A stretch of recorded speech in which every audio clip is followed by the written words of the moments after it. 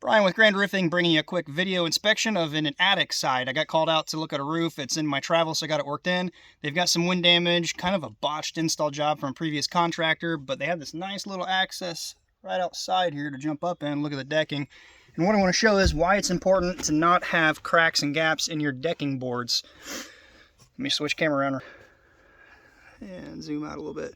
So these 1x are way too big of gaps. They should have never have roofed this. What's happened is we're out in the country here. You can see there's a bit of field out there. The wind blows. You can see where those punctures are in the paper. That's actually where the shingles were installed, and the nails happen to come through in between the 1x, so they're not fastened into anything. I'm surprised there's not more damage than there is. They've pulled out because there's no gripping force.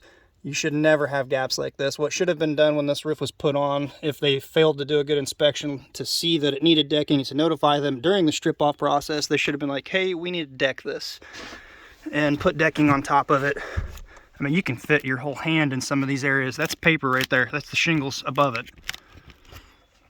Every now and then, based on the size of the 1x and the shingle you're putting on, sometimes if the sizing is just right, if you break in a crack like this, chances are the next shingle or two are going to break in a crack like that. You can see these here are right on the edge. This one's not in any wood.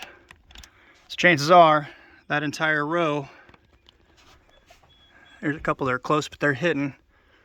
I mean, this is not good at all. Right there, totally missing. And then also when they're actually split like this too, this is bad. There's a whole bunch right there. So if you are getting ready to do your roof and you're trying to figure a material list and what you need to do, wow, this is a busted board right there. If you see gaps like this, plan on decking it. If not, and you're trying to save and pinch, you're gonna have shingles blow out and penetrations, holes like this, causing leaks.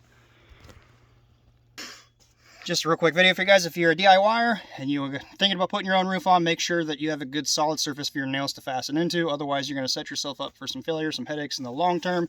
If you like the video, give it a thumbs up. Please consider subscribing if you like the content. Until next time, be safe. I got to get out of here. It's dusty. Have a good one.